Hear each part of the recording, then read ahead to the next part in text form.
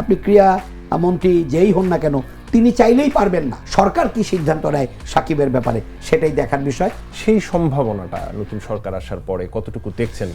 দেশের রাজনীতিবিদদের যেহেতু এখন পার্লামেন্টে সব সিদ্ধান্ত হবে, আমার মনে হয় এমনও হতে পারে যে তারেক রহমান সাহেবকে আমি যেভাবে দেখছি তিনি এটা পার্লামেন্টেও আলোচনা করতে পারেন। হয়তো ক্রীড়ামন্ত্রীর মাধ্যমে একটা প্রস্তাব আকারে আসতে পারে যে সাকিব আল হাসানের ব্যাপারে সরকার কি সিদ্ধান্ত নিতে পারে।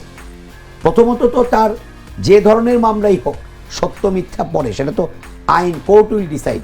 এই মামলা একটা নিষ্পত্তি হতে হবে।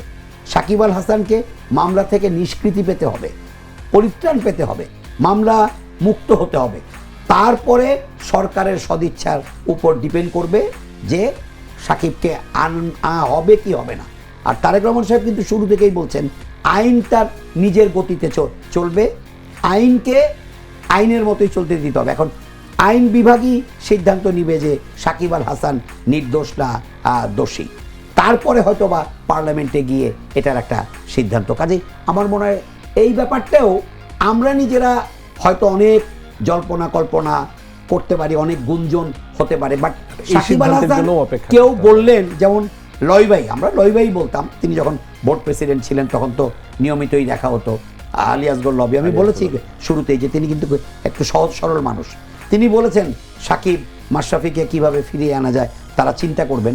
বাট সেটাও কিন্তু যদি আপনি লং রানে বলেন সেটাও কিন্তু একটা প্রক্রিয়ার মধ্যে আনতে হবে। লয়বাই ক্রীড়ামন্ত্রীও যদি হয়ে যান তিনি চাইলেই কিন্তু সাকিব আসতে পারবে না, সেটা সরকারের সিদ্ধান্তের মধ্য দিয়ে আসতে হবে। তা আমার বক্তব্য হচ্ছে সরকার দায়িত্ব নিক, নতুন ক্রীড়ামন্ত্রী দায়িত্ব পান, বোর্ডের কি হয় তার পাশাপাশি সাকিবের ব্যাপারেও আমরা অবশ্যই সিদ্ধান্ত জানবো, পাবো।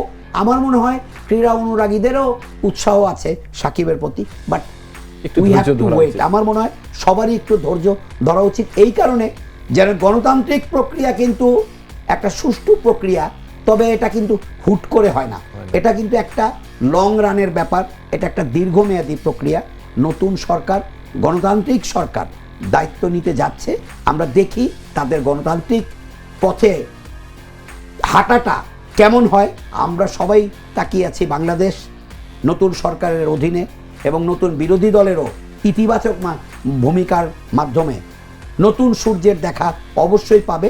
এজন্য আমাদের সবারই আমার মনে হয় গণতন্ত্রের পথে হাঁটতে হলে সবাইকে একটু ধৈর্য ধরতে হবে এবং সবারই ব্যক্তিগত পছন্দ অপছন্দটাকে একটু হলেও চেপে রেখে দেশের কন্টেস্টে কোনটা মঙ্গল এবং পার্লামেন্ট কি বলে, যে যাদেরকে দায়িত্ব দেওয়া হলো ভোটে নির্বাচিত করে তারা সংসদে গিয়ে কি সিদ্ধান্ত নেয় সেটাও কিন্তু আমাদের অপেক্ষায় থাকা উচিত।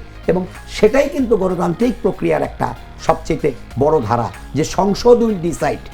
আমি যে প্রসঙ্গগুলো বললাম, আপনি ক্রীড়া মন্ত্রী যেই হন না কেন তিনি চাইলেই পারবেন না।